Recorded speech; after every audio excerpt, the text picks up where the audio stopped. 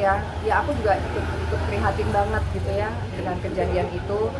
Dimanapun sebetulnya nggak cuma Rinjani gitu, kalau naik gunung resiko memang selalu ada gitu, makanya ya kita cuma berusaha untuk membuat resiko itu minimal gitu. Ya minimal itu ya dengan kesiapan fisik, kesiapan mental, terus juga dengan apa ya, kayak dengan persiapan pakaian yang sesuai, tenda dan sebagainya untuk tidur kalau ini. Jadi itu aja sih, bahwa resiko itu ada, memang selalu ada gitu. Kita hanya bisa berusaha untuk meminimais, membuat sekecil mungkin, dan pergi tetap dengan mindset yang positif, dengan tetap selalu menghormati alam. Yang tahu hanya yang berada di lapangan ya gitu. Kita sama sekali nggak bisa bilang oh ini lambat penanganannya gitu, karena faktornya banyak banget gitu. Ada faktor cuaca, terus ya kan keamanan dari tim rescue-nya itu sendiri juga sangat-sangat penting gitu. Jangan sampai malah belum tentu bisa menyelamatkan korban, tapi malah nambah gitu korbannya.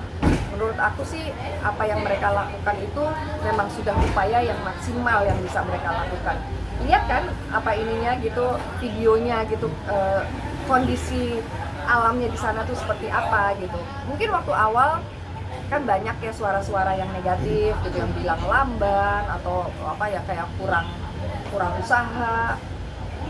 Mungkin karena ketidaktahuan gitu. Mereka belum tahu di sana itu alamnya seperti apa, kondisinya seperti apa, bahwa mereka harus naik dulu membawa peralatan, itu juga butuh waktu. Lah kenapa nggak pakai helikopter? Ya belum tentu bisa juga gitu kan. Jadi untuk orang awam gampang banget sih, harusnya begini, harusnya begitu gitu.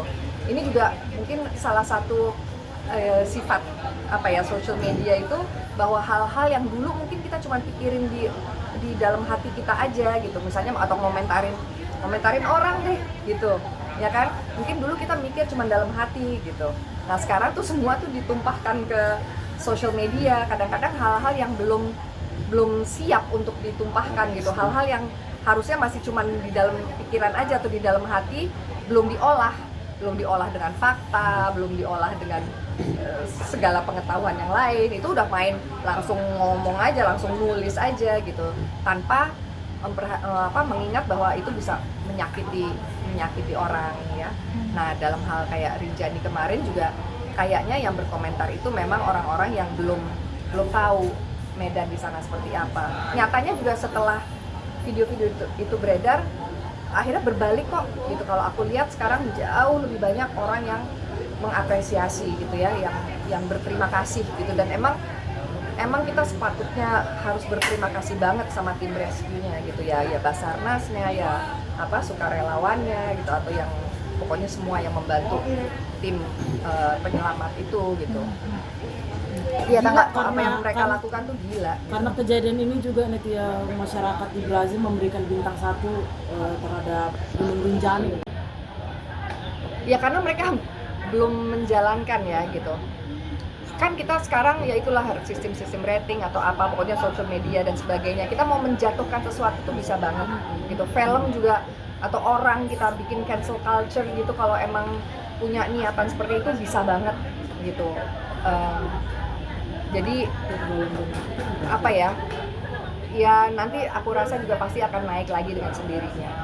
Kayak itu juga gitu, yang tadinya mereka banyak yang mencaci maki segala macem, akhirnya toh lebih banyak yang mengapresiasi dan berterima kasih gitu. Mudah-mudahan juga nanti ratingnya naik lagi. Gila, gunung seindah itu gitu, itu bener-bener buat di Indonesia aku rasa mungkin terindah kali pemandangan ya. Dan kayak jalur Torean tuh juga jalur pulangnya, jadi bukan di puncaknya, itu juga dahsyat sih, sulit digambarkan dengan kata-kata, indahnya tuh seindah itu. Alam donasi buat Agam Rinjani total yang terakhir saya tahu 1,3 miliar. Mungkin melihatnya gimana? Ya bagus sekali, artinya mereka akhirnya mengapresiasi kan gitu. Dan saya dengar kabar juga katanya itu mau dipakai untuk memperlengkapi ininya, kebutuhan untuk rescue ya kan.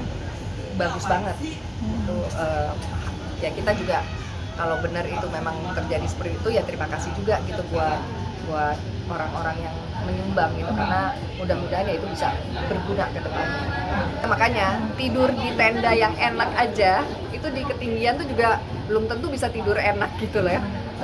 Dingin apa, nah ini bayangkan mereka tidurnya di tebing.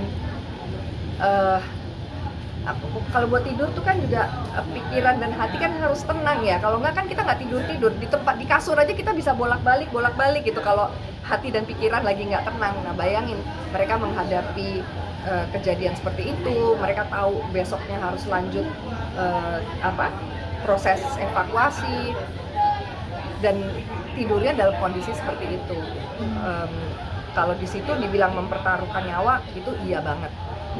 Jadi benar-benar apresiasi yang setinggi-tingginya gitu untuk semua yang bergerak untuk membantu supaya Juliana bisa dibawa lagi gitu dalam keadaan apapun ya, even sudah dalam keadaan meninggal pun kan juga mereka tetap berusaha supaya dia bisa dibawa pulang ke keluarganya lagi, dan itu semuanya sangat susah, sangat sulit, pekerjaan yang sangat berat.